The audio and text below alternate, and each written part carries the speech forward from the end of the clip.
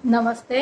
तो आज हम बात करेंगे पितृपक्ष में जन्मे बच्चे कैसे होते हैं, उनका स्वभाव कैसा होता है और वो हमारे परिवार के लिए कैसे होते हैं। पितृपक्ष में जन्मे बच्चे हमारे परिवार के लिए बहुत ही शुभ होते हैं। वो हमारे पूर्वज ही होते हैं। जो पितृपक्ष में हमारे पूर्वज ही हमारे घर में आते हैं, वो बच्चे इतनी सुख समृद्धि अपने साथ लेके आते हैं कि वो हमारे परिवार को बहुत आगे तक ले जाते हैं। ऐसे बच्चे बहुत चंचल स्वभाव के होते हैं। ऐसे बच्चों के जन्म लेने से हमारे घर में पितृदोष समाप्त हो जाता है। इन बच्चों का चंद्रमा थोड़ा कमजोर रहता है, इसलिए इन्हें वैसे ही बहुत सारी समस्याओं का सामना करना पड़ता है। वैसे ये बच्चे हमारे घर के लिए बहुत शुभ रहते हैं। तो सुबह सुबह का टाइम है, मैं पूजा कर रही हूँ। सुबह सुबह मेरे पूजा का एक काम होता है। सबसे पहले घर में झाड़ू लगाने के बाद सबसे पहले मैं पूजा करती हूँ। मैं पूजा ही कर रही हूँ। और ये देखिए, जो मैंने बांसुरी स्थापित की थी, मैं उसको भी रोज साफ करके दोबारा मंदिर में रख देती हूँ। और पूजा करने के बाद अब मैं जाऊंगी गार्डन में। ये देखिए, आजकल गार्डन में आप जब भी पानी दो, इस समय कीड़ों का मच्छरों का बहुत ज्यादा अटैक होता है हमारे पौधों। इसलिए हमें पानी, जब भी पौधों में पानी डालते हैं हम, तो हमें अच्छी तरह छिड़काव करना चाहिए और सुबह के टाइम ही पानी डालना चाहिए। हमारे पौधों में इस टाइम बहुत सारे वो लग जाती हैं बीमारियां। जैसे देखो, गेंदे के पौधे में ये कैसे सफेद सफेद सी, ऐसे ही मिर्ची के पौधे में लग जाती हैं, ऐसे ही ये इसको मरोड़िया सा बोलते हैं, इससे में पत्ती मुड़ जाती हैं। तो हमें अच्छी तरह छिड़काव करके पानी अपने पौधों में डालना चाहिए। सारी पत्तियों को धो देना चाहिए। ऐसे पत्तियां अच्छी तरह धोने से जो भी उसमें कीट रहते हैं या कोई बीमारी आती है या मिलीबग्स वगैरह होती हैं, वो सब धुल जाती हैं। ये देखो, ये कबूतर अपना चुगा चुग रहे हैं आराम से। कभी तो ये बहुत ज्यादा आ जाते हैं, कभी बहुत कम आते हैं। आज तो सिर्फ 2 ही आए हैं और पता नहीं इनके भाई बंधु कहाँ गए। ये अपने बेचारे मस्त हो रहे हैं। और अब मैं आपको गार्डन व्यू करवाती हूँ। ये देखो कितने सारे फूल अपराजिता के। इनसे हम बहुत सारी हर्बल ट्री बना सकते हैं। मैं तो रोज ही तोड़ लेती हूँ अपराजिता के फूल, तुलसी के पत्ते, कड़ी पत्ता। और ये देखो, तितली उड़ रही है बार बार बीच में। और ये अपराजिता के फूल, इनसे बहुत ही अच्छी हर्बल टी बनती है। तो आप भी इनको सुखा के कलेक्ट करके रख लिया करो। ये मिर्ची के पौधे में मिर्ची भी लग गई हैं।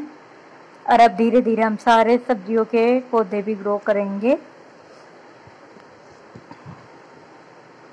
साथ ही जितनी भी हमारी तुलसी ज्यादा है, इनको हम काट काट के सुखा लेंगे और सर्दियों के लिए रख देंगे, क्योंकि सर्दियों में तो वैसे इनके पत्ते झड़ जाने हैं। ये मिर्ची पे छोटी छोटी बहुत सारी मिर्ची लगी हुई है।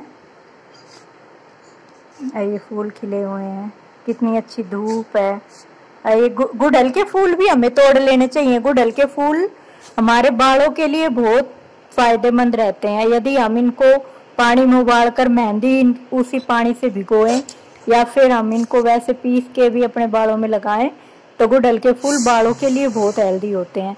और ये मैंने कुछ मनी प्लांट की डंडी लगाई थी, ये कितनी अच्छी ग्रो कर गई। अब मैं इनको नीचे रख लूंगी।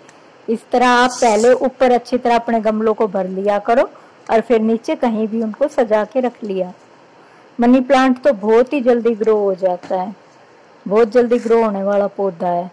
और जैसे ही अब हमारे पास मिट्टी की कमी हो और हमको लगता है कि भाई हम सब्जियां कैसे उगाएं, तो इस तरह आपके बहुत सारे गमले होंगे जो, जैसे अब ये गुलाबी गुलाबी फूल आते हैं, इनको दोपहर खिली भी बोलते हैं। अब इनका सीजन जाने वाला है, ये वैसे ही सूख जाएंगी। तो जिन भी गमलों में आपके ये लगी हो, उनको निकाल के और उस मिट्टी की अच्छी तरह गुड़ाई कर लीजिए, तो आपको मिट्टी मिल जाएगी। इसी तरह हम पुराने पौधों को निकाल कर उन्हीं में नए पौधे ग्रो कर लेते हैं। तो हमें मिट्टी ज्यादा खरीदनी नहीं पड़ती, ना ही मिट्टी की प्रॉब्लम होती है।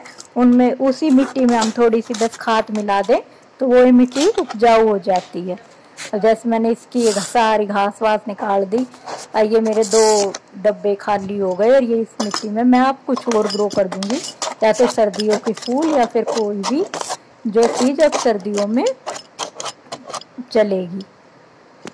इस तरह ही आप सर्दियों में सर्दियों की चीज़ उगा सकते हो उसी मिट्टी में गर्मियों की चीज़ उगा सकते हो। ऐसे आपको मिट्टी की प्रॉब्लम नहीं होएगी। आप देखते रहो, जो गमले आपके खराब हो गए हैं उनको भी अच्छी तरह उनको निकाल के उनकी घास फूस को की गुड़ाई कर लो। और अब एकदम से बादल आ गया है, को लगता है बारिश आएगी, बहुत जोर की आंधी सी आ गई है और बहुत बादल से आ गए हैं और मेरी सारी छत पे पत्ते पत्ते बिखरे पड़े हैं, एकदम अंधेरा हो गया है। तो बारिश आएगी तो ये सारे पत्ते फंस जाएंगे, तो पानी नहीं निकल पाएगा छत का।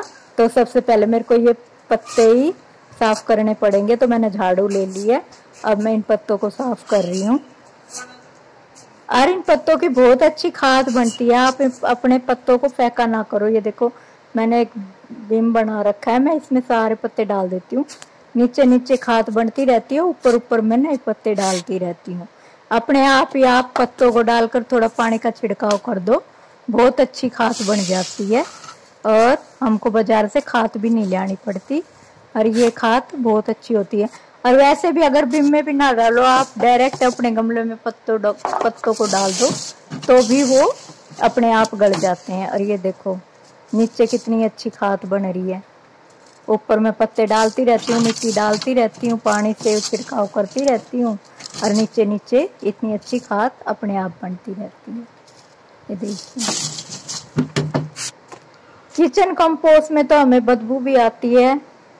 और अब शाम हो गई है, अब मैं कपड़ों की तह बना रही हूँ। एक ये बहुत बड़ा काम होता है कपड़े धोने और उनकी तह, इसलिए आप जब रोज कपड़े धो तो रोज उनकी तह बना दिया करो, इससे आपका काम थोड़ा कम हो जाएगा।